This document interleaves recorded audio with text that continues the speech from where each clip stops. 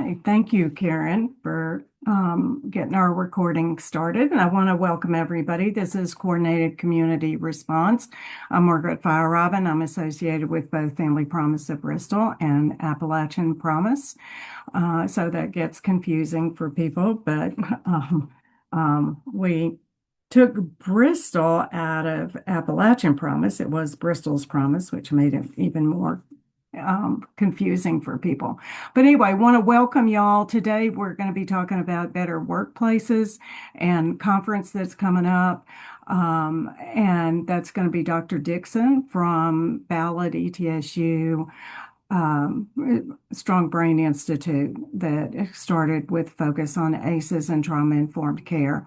He's coming in at about 11:30, so we're going to start with our networking, etc. So we encourage you to put your information in chat.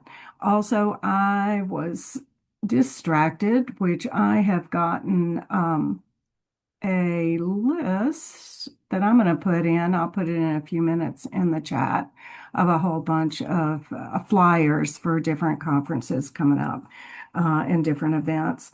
So anyway, thank you, Danielle, for putting yours in. So if we can start with our networking and talk a little bit, and since Pete Steigers is on the screen, and I know he's got things coming up, so Pete, we'll start with you, and you can talk a little bit about what you've got going, who you are, and what you've got going on. I'm Pete Steigers. I'm the development manager at Beyond Housing, the housing authority for the city of Bristol, Virginia. My job is to work on a choice neighborhoods planning grant to come up with a transformation plan for the neighborhood that surrounds VI. You can see a picture of it behind me, except I think it's reversed. Look at that. Never noticed that before. Sorry. Um, the last couple of weeks we did a survey in the fall and did a bunch of research in addition to that, and we had four data presentation meetings over the last week. Um, and some of you came, some of you probably knew about it, some of you may not have been on my list. But I will put together the presentation that we made in an email form and can send it out to you guys. The next thing that we're going to be doing is some topical focus groups. So on things like crime and homelessness and a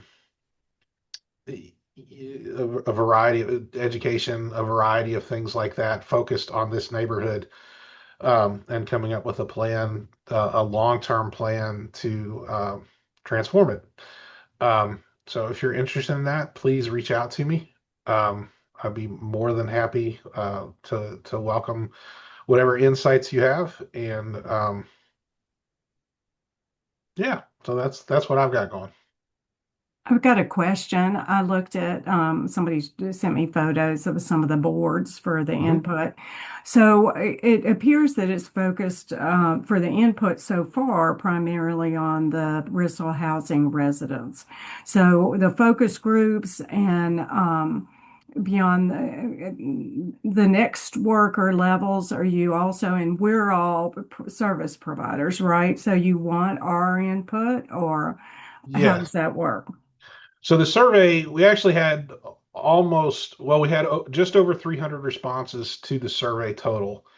Um, about 250 of those were from residents of Beyond Housing, because we were required by HUD to get a very high percentage of response Which from. that sounds pretty high. It was a 65% response rate in the four Wow. targeted developments. And then we had some additional respondents from some of the other public housing developments that we have.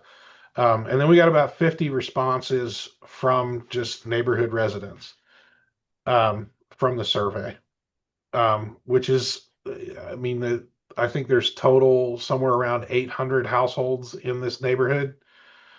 and 400 of them are public housing residents. So of the 400 resident households that are not in public housing, we got about 50 of them, which is still a decent response rate um, for a 45 question survey. Um, so to directly answer your question, yes, we are looking for help from service providers, both to make the plan and hopefully be part of the plan um, going forward. So that is, yeah, Great. please look for an email, and if you're interested, reach out to me. Would really appreciate it. Great. Anybody else have questions for Pete about beyond housing and the choice neighborhoods? And I know, yeah, it sounds great. And the response is, I think you should write a research paper on the response. So response rate, that's beyond imaginable. So It, that's it took a little bit of work. well, y'all did it. So anyway, and for those who've come in, our speaker's coming in at about 11:30. So we're doing our networking early, and then Dr. Dixon will come in at 11:30. So I'm going to just call on people. Danielle, you've been in the meeting for a few minutes. What's up with your work? Well, we're in the process of conducting our site visits, which is part of the process after the grants have been issued and back in December. So again, we will offer, our deadline is August 31st. Feel free to apply. I've updated some of the details on our website to help that process. And we welcome hearing what's going on in the community. And if you're a 501c3 and apply, we would love to hear from you. Thank you. And that's McLaughlin Foundation, correct? The United Company The Foundation. United Company. Sorry. That's all right. United There Company. are two of them. I work with. Yeah. But Yes. There's yeah, it's kind of like Appalachian Promise and Bristol's Promise and anyway, lots of different pieces and parts. Well, Danielle, I know you come pretty regularly to this meeting, so we appreciate your coming and learning and being here with us. So, Jody Kemple. Hi, I am with the Healing Hands Health, and we're deep in the middle of trying to get for a ribbon cutting ceremony to open the new medical building, which we started seeing patients yesterday. And we're just excited to have this beautiful space to offer help to our community. It's such a blessing to be able to do that. So, and I'm looking forward to seeing a lot of you at the ribbon cutting. Do you have a date for that? Yes, it's April 30th, and our invitations should go out soon, I think. So you should get that in the next couple of weeks or something. But we're really looking forward to welcoming our community here, and consider ourselves so blessed to be able to have these services. So. Thank you. And also a reminder, I think it was last year about this time, we had Jody Palaha who talked about the integration of physical and mental behavioral health. And then we had both Healing Hands rep at one meeting and Crossroads at another because of both organizations moving into behavioral health with some pretty cool stuff. So if anybody wants to go back and look at any of those, and then at some point we'll get an update for how it is after some time of offering those programs. So thank you, Jody. Good to have you. Renee? Hello, I am Renee Crick. I am the Children and Youth Coordinator for Bristol Behavioral Health, which is a community mental health facility, is a division of Frontier Health. Right now, my big projects we are working on continuing to expand our virtual services. So we have 2 licensed therapists who provide lifespan therapy. So that means any age and stage of the lifespan can participate. And so we are working on increasing our caseloads there to just expand access to community members who maybe can't come to a traditional therapy site for one reason or another. And my other big project right now is we are working with Highlands Juvenile Detention Center in Bristol, Virginia, to try and expand our mental health services there. And then one of their big expansion projects is a youth homeless shelter. So we would be able to help provide that. So that's in the works. It's a kind of more of a long-term goal that they have, but they have gotten the green light to break ground. So we're hoping maybe in the next year that'll exist and we'll have mental health services and case management resources on the ground with them. So those are kind of the two big things we're working on right now. So, Renee, that's very interesting. I had not heard about the youth homeless shelter. And of course, Family Promise of Bristol does day center inside Salvation Army, partnered with them.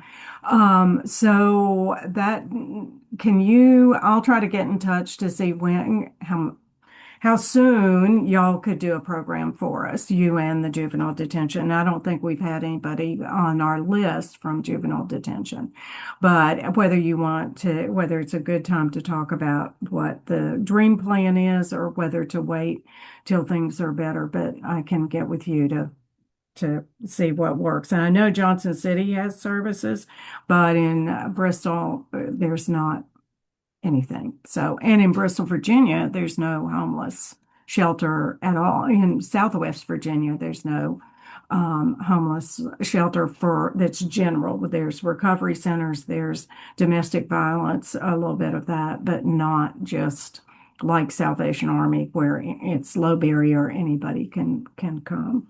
So, does that sound okay? Yeah, that sounds great. And I'll follow up with the director over at Highlands to see what he thinks a good timeline for that would be. That would be fabulous. Ellen Tolton. Good morning. I don't have a whole lot. So I'm the community development specialist for the city of Bristol, Virginia. My main role is to administer our CDBG program. We get about $270,000 a year from HUD to benefit low to mod income individuals in the city. Right now, I'm working on our annual action plan, which means I can take any suggestions or comments about how we spend that money within the city to benefit our residents. So if anybody has any ideas about how they'd like to see that money spent, I welcome any comments you may have. My email's in the chat.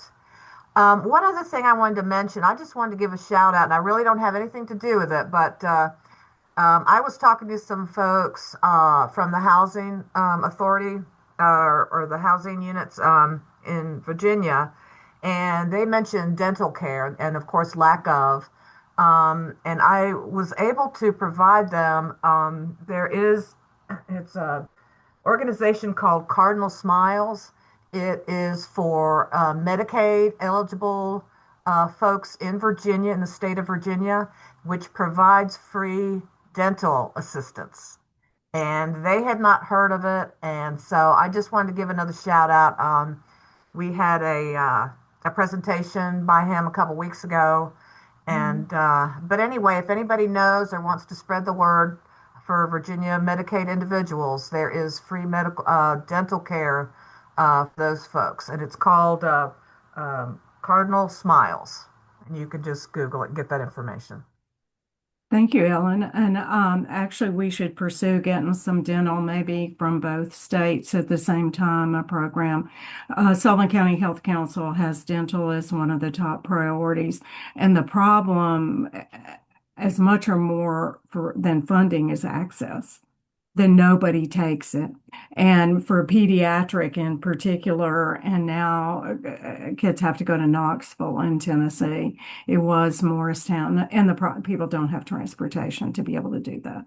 There is that, and they do take both children and adults, and they do have to get the members to work with them for this. But And anyway, I think it's they provide the care. yes. Well, the Okay. members, they get members to provide the care. Okay. So it depends Dental, on how many members they've got. And I know yes. Healing Hands has awesome dental, but they are booked. And I don't believe, Jody, that they do pediatric. Is that correct? That is correct. That is absolutely correct. Yeah.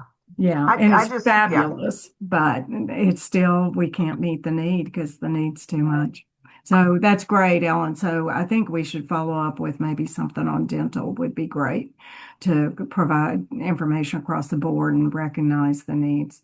Heather LeFou, Real quick, can I ask a quick question? That was for what location? They the specialize? Ellen's is for Southwest Virginia, correct, Ellen? I'm sorry, the services, the dental services Yes, Yes. is throughout the state of Virginia.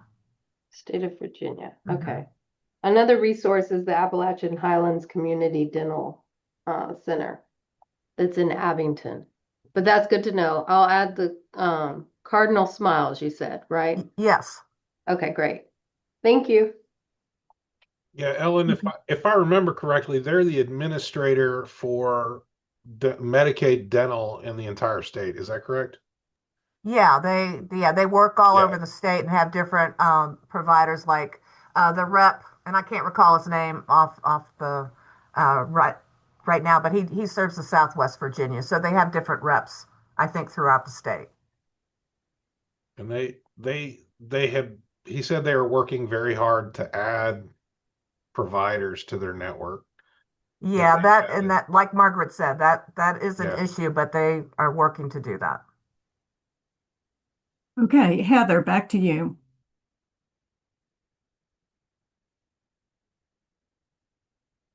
And you're muted if there you go. Sorry. That's okay. It's my first time and I appreciate you guys having me. Welcome. Thank you. I'm a supervisor for benefit programs for the Department of Social Services in Bristol, Virginia. So I just wanted to be able to get on here and hear all the different, resources and things that I might be able to share with some of my people that come in. So I appreciate you again for letting me come and listen in. Great. We welcome you. And you're part of the meetings that meet at United Way. Is that correct? I believe so, yes. Yeah. So just some of our case managers in both communities meet periodically to share information and try to keep themselves tuned in. So with what the needs are and who they're serving, et cetera. Sky Twitty.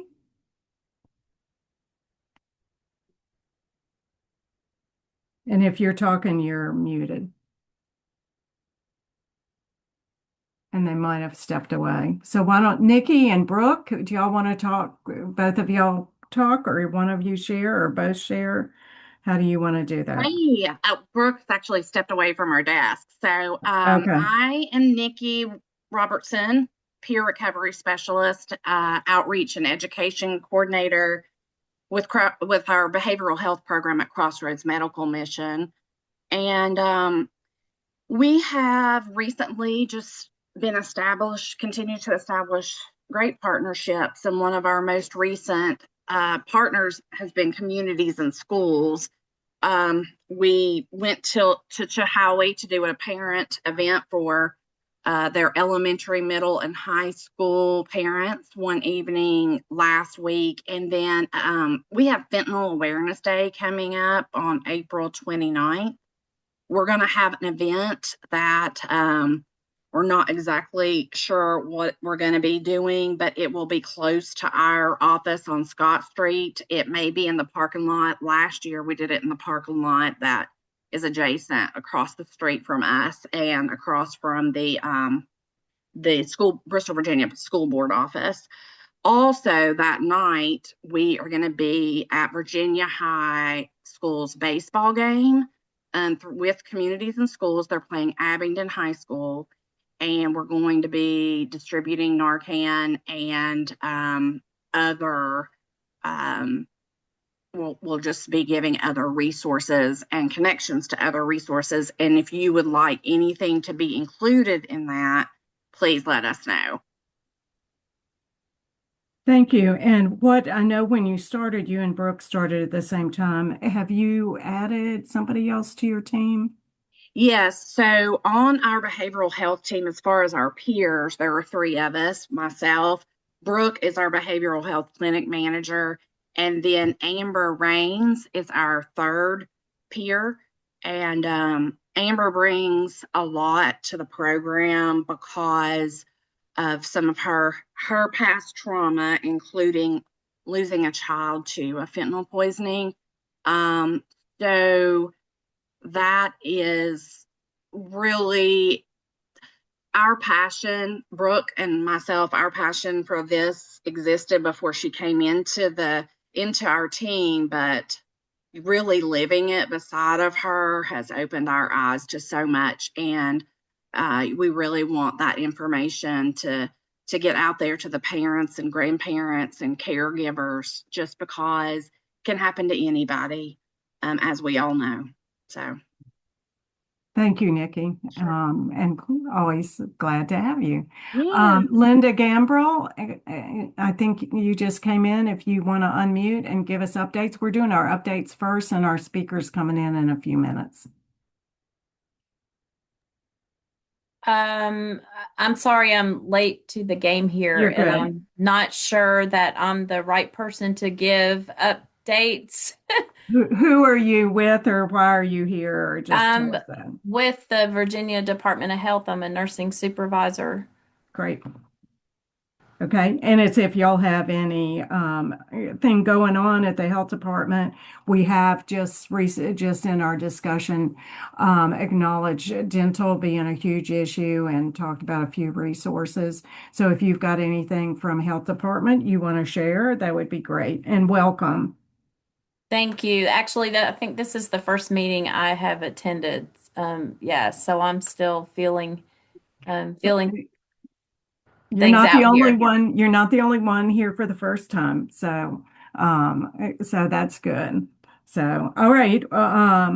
Thank you very much for coming and welcome. And I'll go back to Sky Twitty if you're back at your desk or able to unmute for an update, and then I'll give a few. And I think either there's issues or something. If you get unmuted, you can just come on in and we'll recognize you to talk. So I wanted to share. Family Promise of Bristol continues to be busy with the housing programs of prevention, trying to keep people in their houses, rapid rehousing.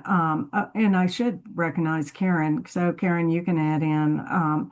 Karen's the great background person that does tons and tons of stuff with Family Promise. Anyway, we're continuing to see numbers go up and the needs increasing.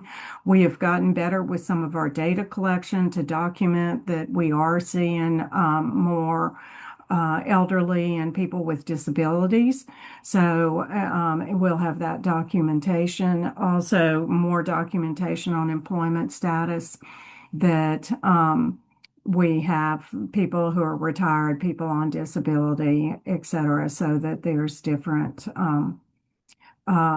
reasons why they would say that they're unemployed so that we can document that. Anyway, so we're seeing more things with that, talking more about housing. Funding is an issue for us with reduction since COVID in some of the funding and also with what's going on at the national level. So we're going to be struggling a little bit for that. Appalachian Promise Alliance, we're doing some strategic planning. Our main programs are parenting.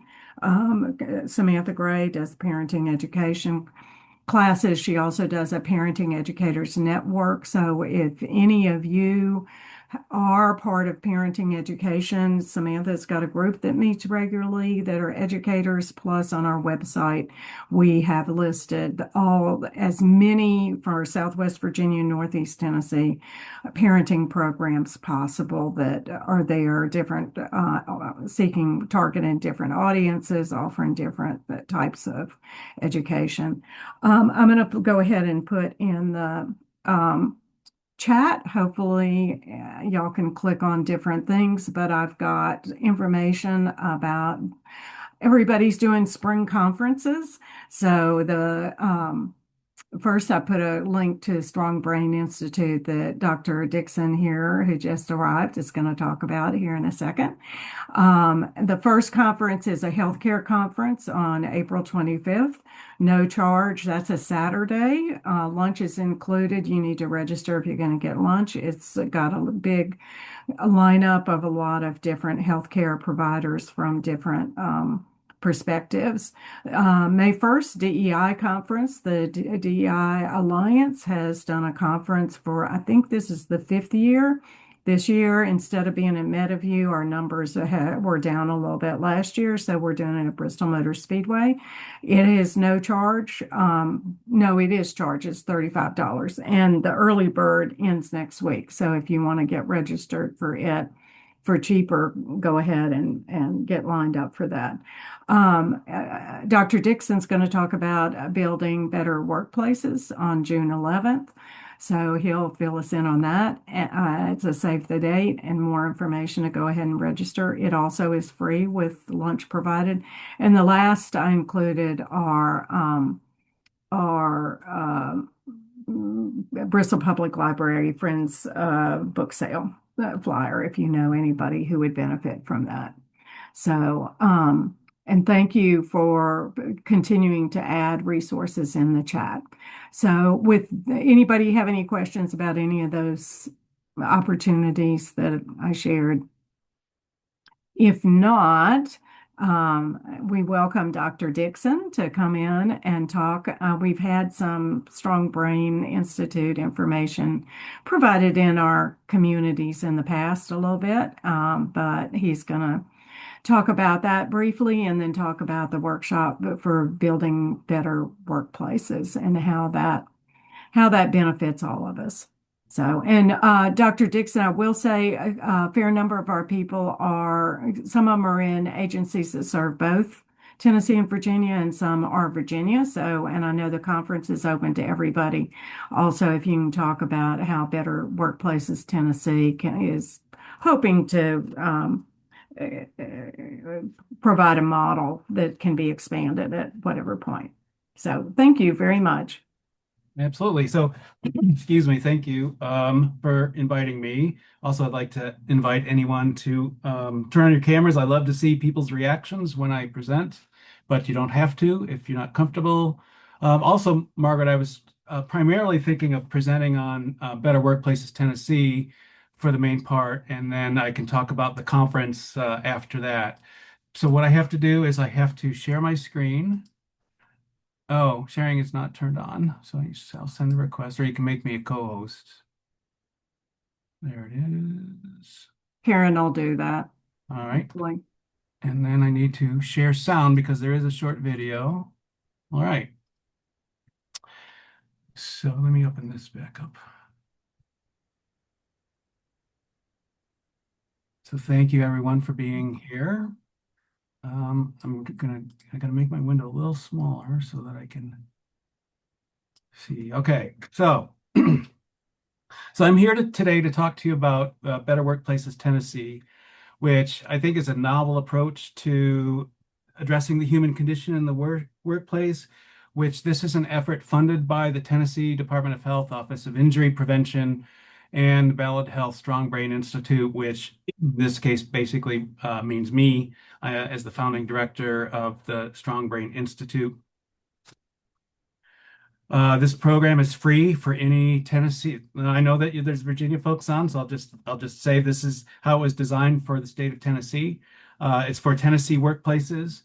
Anybody who wants to get involved is welcome to apply. It kind of came, the reason I became interested in this was because as a developmental psychologist, I learned about child development, and then I did research. I was a scientist for 30 years.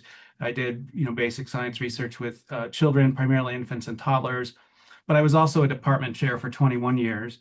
And when I was a department head at ETSU, I got involved in the work of bureaucracy, which is terrible, generally speaking, because everything is in your way all the time, and you're always trying to find ways to overcome obstacles and barriers. And part of that can sometimes raise emotions.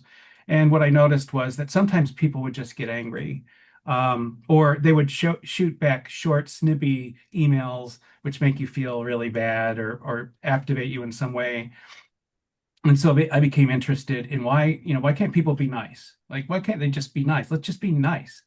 Um, and how we treat and compassionate and empathic when we're dealing with people.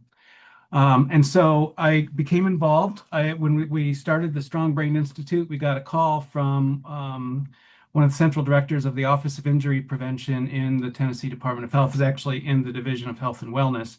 And they said, we're doing this project, and we think that the area of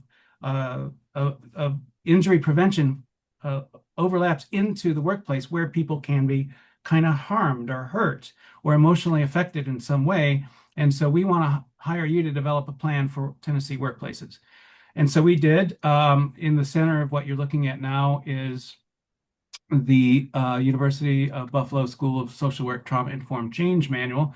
That's free and open to anybody who's interested. It was published in about 2019. And I basically took that manual, and it's also free to plagiarize. When you have to register, they'll send you the free digital copy of it, and there you can use whatever you want out of there. So I took that content and I developed a manual specifically for Tennessee, and for with some add-ons, and some updates since the original 2019 organizational change manual came out. So I want to start with a brief video we produced to underscore some of the core values of the Better Workplaces Tennessee, and particularly the role of empathy. So we had this video produced, and I want you to imagine what it would be like if you could see what people are going through just by looking at them. And give me a thumbs up if you can hear the music. Hey, thank you.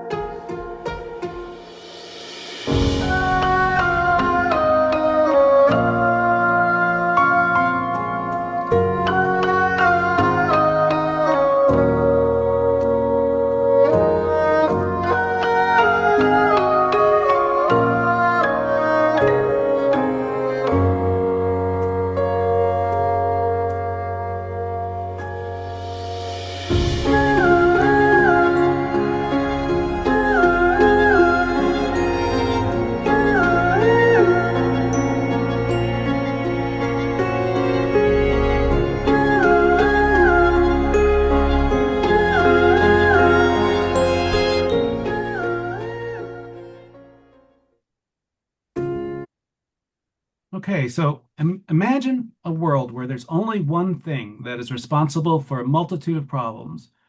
Let's just say that one thing is in this mysterious black box. Imagine that we know with certainty that what is in this black box is a hugely significant singular cause of nearly all major health problems that most Tennesseans face, and that cost $5.2 billion annually in lost wages and $15.5 billion annually in healthcare costs. What's in this black box leads to fewer opportunities in the form of learning problems, higher dropout rates, financial problems, and lower occupational attainment. What's in this black box leads to unhealthy behaviors like substance abuse and risky sexuality. It leads to a greater risk for a range of physical health problems such as cancer, stroke, and obesity. And finally, we know what's in this black box leads to mental health problems like depression, anxiety, and greater suicide risk. Through decades of research, we now actually know what's in the black box, and it is called adverse childhood experiences, or ACEs. ACEs contribute to shorter, less healthy, and less productive lives. ACEs result from growing up in households with addiction, mental illness, abuse, or loss, all of which contribute to disruptions in children's developing brains as a result of chronic exposure to toxic stress and the resulting human biological stress response. Although experiencing stress is normal throughout the lifespan, some adverse experiences can be so powerful as to be toxic. And we know that chronic toxic stress can lead to maladaptive brain development in childhood through chronic exposure to that biological stress response. So now that we know all of this about ACEs, how do we deal with it? Because we know the engine of what's in the black box, and that this engine can be directly traced to so many problematic outcomes, we are now capable of thinking of what's in the box, not as a mystery, but as the ingredient for an essential tool Okay, because there to are two people that um, fixed that one. address those problematic. Okay, thank you. I think they muted. Go ahead. Yeah. What's in the box, not as a mystery, but as the ingredients for an essential tool to address those problematic outcomes. It is a tool that can help us prevent and mitigate the negative effects of ACEs and to help promote resilience, not only for those who have experienced past adversity, but for all of us. This tool can be used to promote student retention, higher graduation rates, and greater occupational success. It can lead to healthier decisions and relationships and more adaptive coping skills. This tool can lead to greater physical health and well-being. And finally, this tool can lead to greater mental health and emotional well-being. With our growing understanding of ACEs and trauma and how they impact how people think, feel, work, and live, what is our new tool? This tool is nothing more than a lens through which we can transparently and authentically view our relationships, our societies, our institutions, and our cultures and subcultures. By wearing ACEs-informed lenses, we can all be part of promoting the culture of resilience for ourselves, our peers, our colleagues, and our families. There are a very large variety of ways to prevent and mitigate the negative impact of ACEs, but they all start with the simplicity of looking through a new lens. So, the Better Workplaces Tennessee program is a state-sponsored workplace recognition program that underscores the value of equipping employees of any workplace with this tool of a new lens. With the recognition part of the program, there's a recognition component. I'll talk about that in a second. Serving to communicate to various constituencies, including the public, of the workplace's commitment to creating psychologically safe, transparent, trustworthy, and collaborative workplaces. So what I'll do now is just talk about some of the core principles of better workplaces without going into deeply. And also I'm going to go off script now and talk about this proportion of it. So the Substance Abuse and Mental Health Services Administration many years ago put out 6 guiding values meant to address trauma, or what are called trauma-informed values or trauma-informed practices. We've adopted those 6 values throughout Better Workplaces Tennessee. And then there's 7 key development areas where those values are implemented in the workplace. And we'll talk about those. Better Workplaces Tennessee comes with navigational support. So we have staff in-house who work with workplaces who apply and are accepted into the program to guide them about how to proceed, what to do. It's a kind of a overwhelming task when you start from scratch. And so you take it easy. You can't do too much at once. And so our navigators give guidance about best practices for starting out. And then we have 3 levels of recognition. So these are the 6 guiding SAMHSA values: psychological and physical safety, trust and transparency, collaboration, empowerment of individuals, peer support, and social and historical impact. So physical safety, we pretty much have that covered in many workplaces already through organizations like OSHA and NIOSH and TIOSH, making sure that you have fire extinguishers, that you have ample egress, that you have safety protocols in place in case of fire explosion or gas or anything like that. But what we don't have a lot of is work on psychological safety. Psychological safety is apparent when employees can be themselves in the workplace without fear or negative consequences to self-image. And we think about psychological safety as having levels.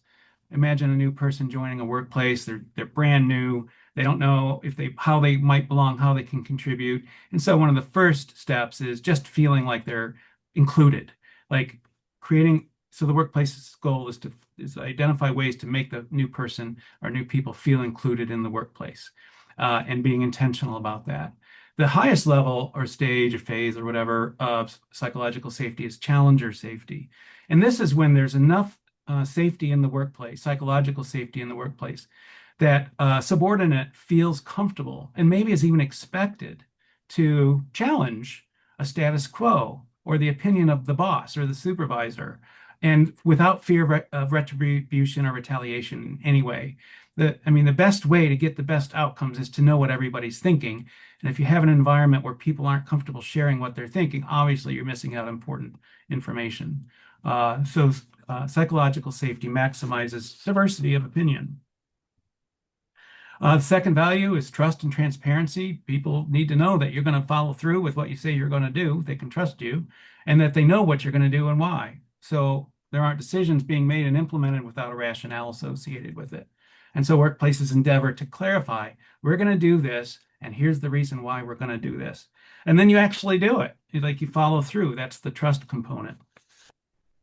Collaboration is just working with employees collaboratively, inviting employees to work with you in developing. In fact, I'll talk briefly in a minute.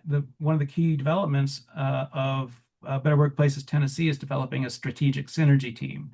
The strategic synergy team is the collaborative effort that brings together all of the people in the workplace that represent as wide a spectrum, all the way from upper level management, leadership, all the way down to like what might be regarded as the lowest paid individuals. It could be custodial staff, or it could be salespeople, or it could be police, or wherever the organization is. The goal is to have as much representation as possible, bring in all the views, and to collaborate. And the recognition is that these folks, it's really important that these folks are given the release time to do this collaboration, because you're undermining your whole premise if you're if you adopt this program and you want to develop a strategic synergy team and you appoint somebody to the team and don't give them the release from their regular job, then this just makes it a burden for them, and it becomes adversive, and then it just undermines everything about trauma-informed practices.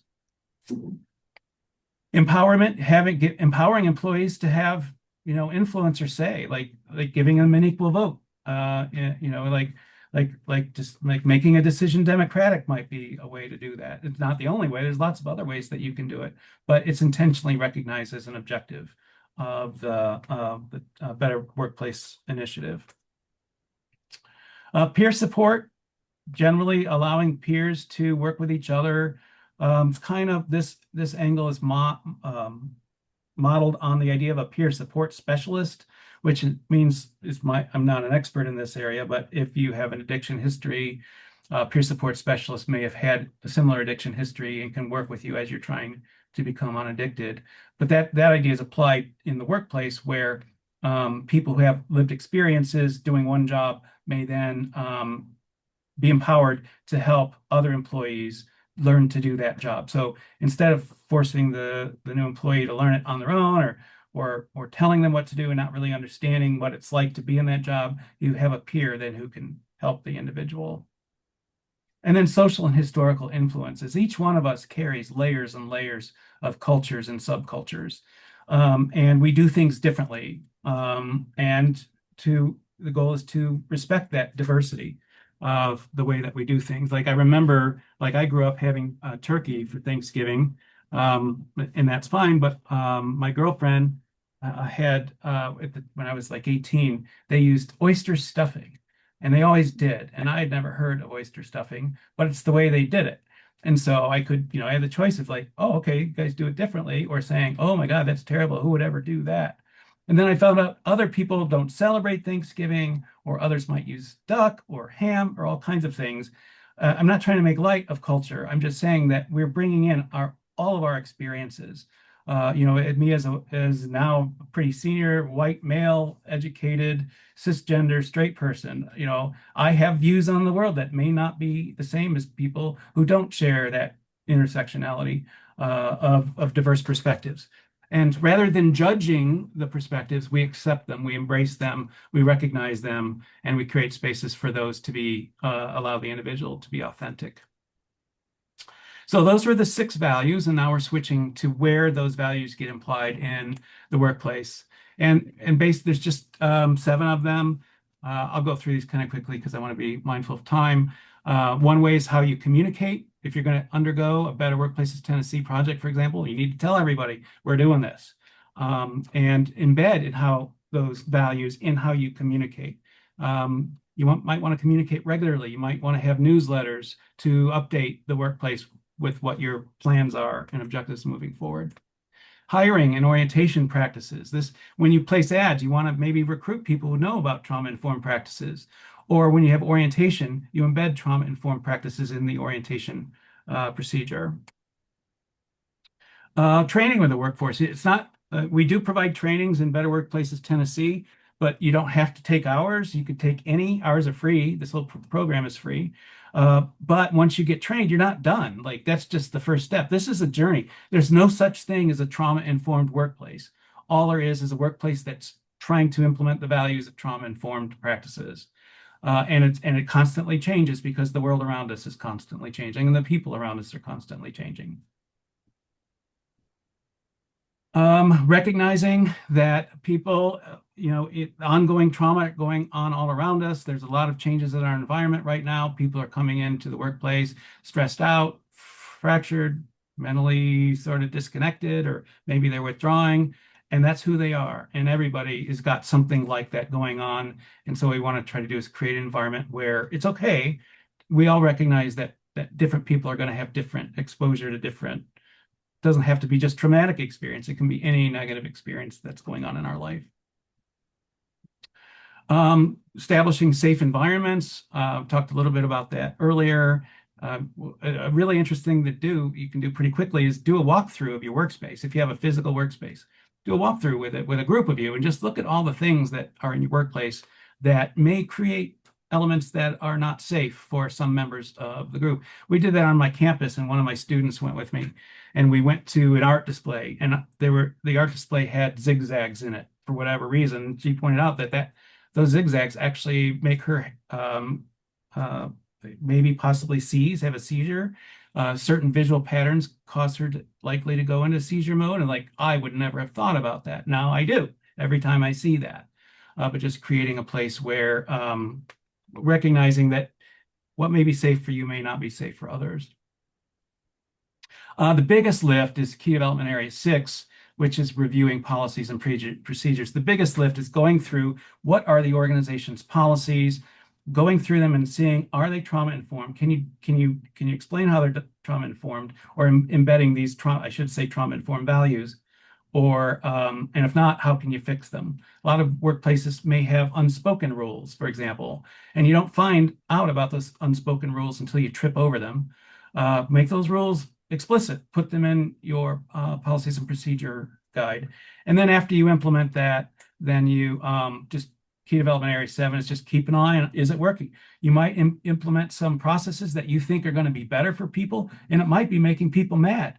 Well, if you thought it was going to be a good thing and it turns out it wasn't a good thing, then you got to check on it. And if it turns out it's a bad thing, even though you might have intended it to be a good thing, you fix it, you remove it, you tweak it, you continue fine-tune adjustments, and you do that continuously over time. This is an image of Lisa Clark, who is our primary navigator in Better Workplaces Tennessee, and she's been with us now, I think, going on 4 years. And then the levels of recognition that we have are silver, gold, and platinum. Different requirements are required for it to get recognition at each of those levels. And I think right now at this point we have 9 workplaces that have been recognized at the silver level, and some other 14 that have applied and are that are in various phases of trying to acquire silver level. So that's it. That's my shtick. We are developing a conference. Margaret referenced that. Called the Building Workplaces That Work Conference. And we're targeting that for June the 11th. We're working on it now. We're developing the agenda, the invited speakers, the program. The idea of that conference will be a full day, no cost conference.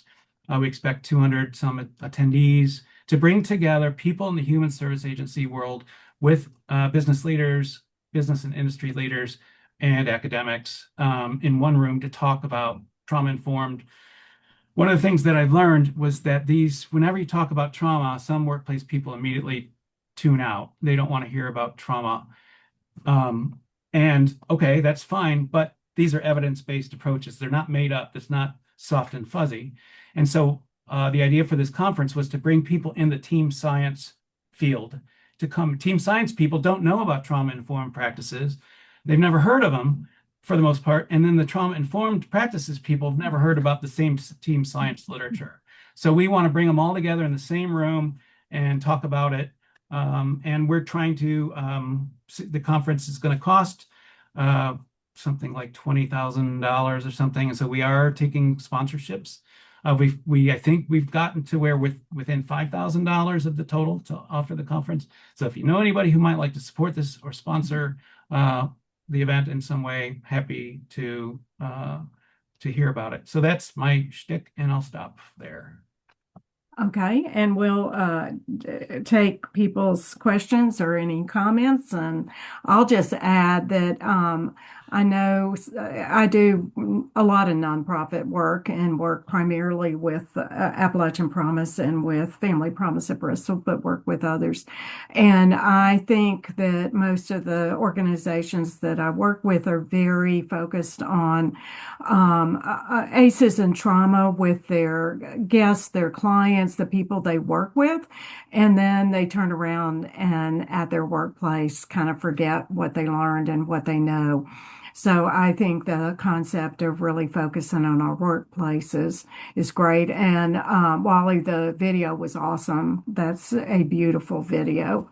So other people want to comment or ask any questions?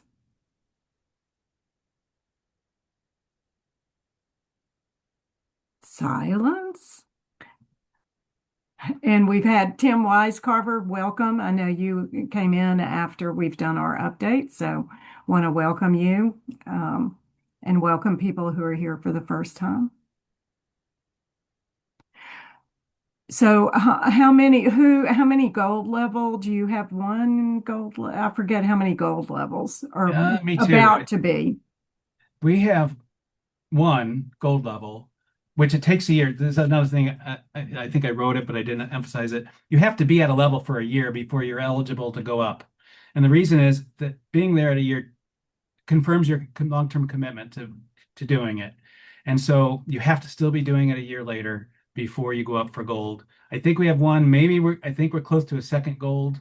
But this is slow going. There's people aren't jumping to do this. And part of the reason is because it takes a lot of work. It's not easy work getting together, looking at your self-reflection to address it. But we have a lot of brave workplaces that, or I don't know if it's maybe evidence-based workplaces who see that these trauma-informed values are effective in maximizing productivity in the workplace. But yeah. Okay. So anybody have any feedback? So that, did you learn something? Are you curious? Or Pete? Well, I guess I'm kind of bummed you don't do anything in Virginia. Is that correct? Well, we're paid by I mean, the answer is we are doing things in Virginia, just not with this project. So Okay, this particular project is paid for by Tennessee Department of Health. right. And, you know, if let's just say a workplace had uh, maybe a Virginia location, but was located also like the headquarters was in Tennessee. I suppose technically we could serve the Virginia place because an extension of a Tennessee place. But I have communicated with lots of folks in the Tennessee side about this project and would love some, Tennessee Department, Virginia Department of Health person to latch onto it. It's a pretty good model. It's pretty well developed at this point. We can share the model, but we're just not paid to support it. Administer it. Yeah, to administer Support it in it. Virginia. So you had the Buffalo, whatever, is that on your website? Can people find that? No, it's not on my website, but I'll type it in so that if you Google this, you'll find it, and then I think you just send them an email and they'll send it to you. So it's the Buffalo School of Social Work Implementation and Change Manual. So, yeah, I think looking at that could be interesting, and I'm sure there are parts that everybody could attempt to do in their own workplace. It's really nice when you have somebody on the outside, and we also know that holding us, when you have outline and to some extent a deadline, even if you set that yourself with somebody else, that we tend to do a better job. That's I assume human psychology, that's just what we respond to. But it doesn't mean that you can't figure out or look to adapt some of these, or people who have connections with it sounds like that's School of Social Work. So, and maybe also we have several universities, whether it would be of interest to Emory and Henry, or also if there's money raised, presumably contracting with the Strong Brain Institute. I know, and y'all probably know too, ETSU does a lot of work across the border with their different departments and research and helping with data, with different grants, et cetera. So, anybody else with thoughts or any other feedback? Thank you, Danielle, for putting in the chat.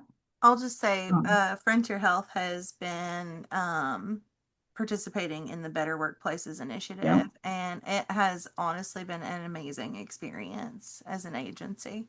So, I think y'all are the ones that are getting close to gold. yeah, I So, believe that's correct.